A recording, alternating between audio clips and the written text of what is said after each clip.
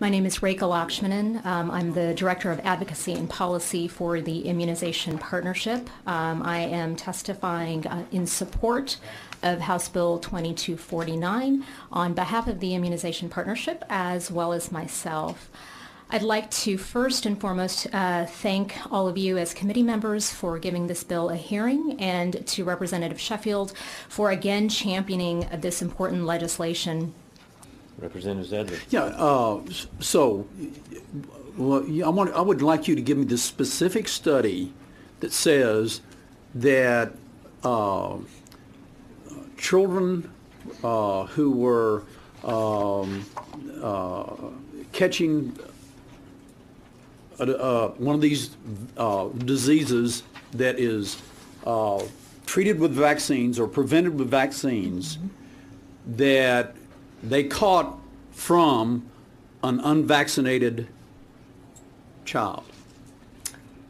So you're asking for data to support the idea that unvaccinated children are the ones that are potentially spreading a disease. And to clarify, my statement was that there is research to support that non-medical exemptions.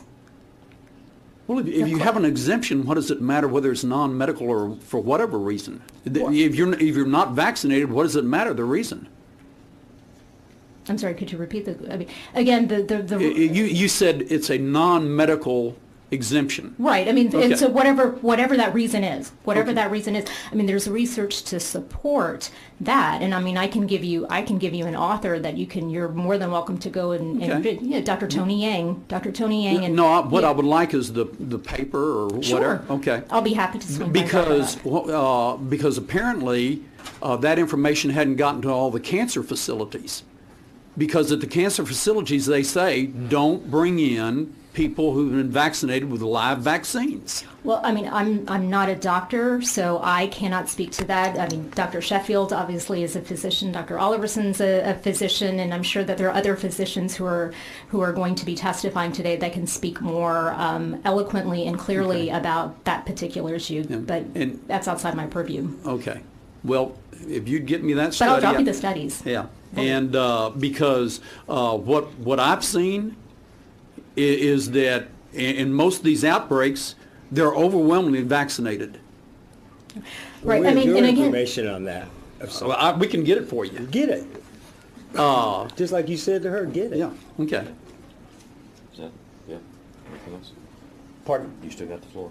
Okay. The other thing is you represent the vaccine partnership, right? The immunization partnership. Okay. Yes, sir. I'm sorry. That's okay.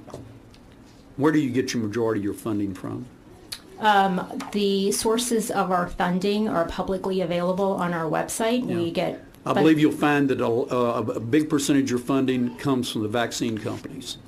And so... I would respectfully disagree with you, given the fact that I work for the organization and I know where our funding comes from. Where does it come from? It comes from private foundations, it comes from individual donors, it comes from grants. And again, that information is publicly available on our website. We're transparent about our information, just like this information should be transparent to every single parent across the state of Texas. Why don't you work on getting the transparency of the vaccine courts then?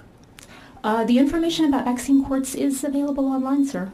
It's public. It is? Yes, sir. And it tells out what happened in each individual case and that kind of thing like that? The information is public on the federal website. It's available. Okay.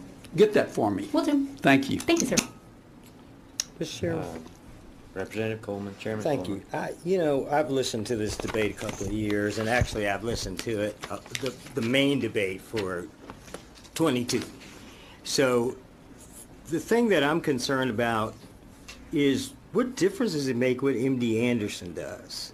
This is not about MD Anderson. This is not about that. If you have a live vaccine, there's a period of time in which somebody can actually get the disease. So why wouldn't want somebody going in there? But after that, there's not that wouldn't happen.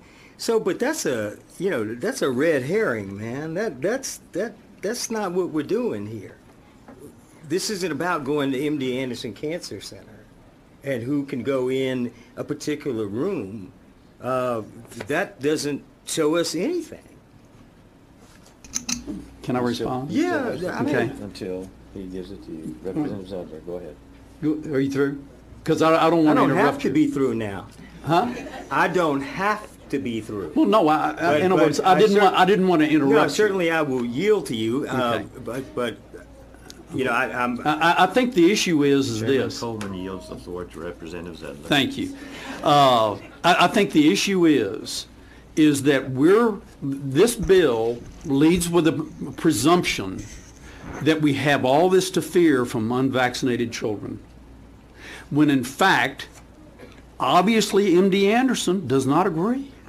Because if they don't want you, when they say we're going to have visitors, but don't bring in visitors that have been recently vaccinated with live vaccines, which this report mentions nothing about, then that would appear to be the greater risk to immune compromised. That's the reason we have this bill, is that we want to give information to, or supposedly it is. I believe that Dr. Sheffield believes it is, that we want to give information to the medically fragile.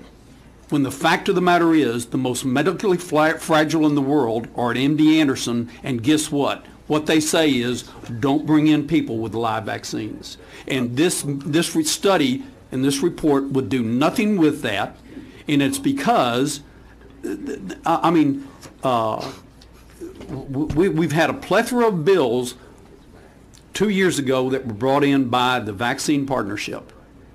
The And immunization partnership. yeah, their immunization partnership.